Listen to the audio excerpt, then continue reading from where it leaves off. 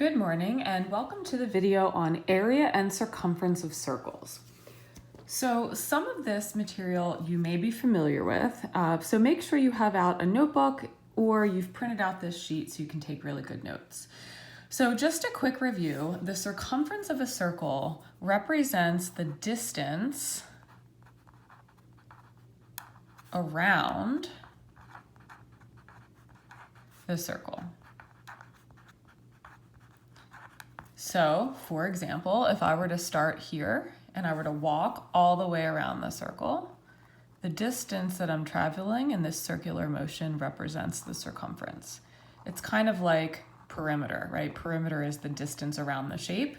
Circumference is like the perimeter of the circle. So the formula to calculate the circumference of the circle, C, which will stand for circumference, equals 2 pi r, okay? And these are all multiplied together, and r stands for the radius, okay? Now let's talk about the area of a circle. The area of a circle represents the space inside a circle, okay? So if you want to know how much space is inside the circle, this would be represented by area. And the formula for this is A, standing for area, equals pi r squared, again, where r is the radius. So let's take some examples and calculate the circumference and the area. Okay, let's look at practice problem number 1. So it's asking us to find the circumference and the area of the circle below. Okay, now the first thing we notice is that the radius is 9 inches. So I usually just write that down just to make sure that I remember.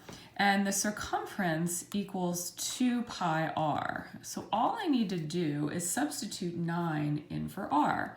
Circumference equals 2 pi times 9. And what's interesting is if you don't have a calculator, right, you can multiply the 2 and the 9 together, and it's very customary to leave your answer as 18 pi, okay? Now, if you have a calculator, and it won't be wrong if you leave your answer like this, by the way. I think this is actually probably easier to do. If you want to convert this to a decimal, you can type in your calculator. I usually just do 18 times 3.14. I let pi equal 3.14. You just type that in your calculator, 18 times 3.14, and you're gonna get 56.52 inches, okay? So the units are very important. All right, now let's calculate the area of the same circle. So area equals pi r squared, and we already know the radius is 9. So I'm gonna put a 9 in for r, and I'm gonna square it. Okay, so this is going to be, again, if you didn't have a calculator, 9 squared is 81. You could leave your answer as 81 pi, okay? Now, if you did that, you'd still have to say inches squared. I think you remember that area is always in square units. Or if you wanted to type it in your calculator, you just type in 81 times 3.14, and that gives you 254.34 inches squared. I will see you in the next video where we work out the remaining practice problems on this sheet.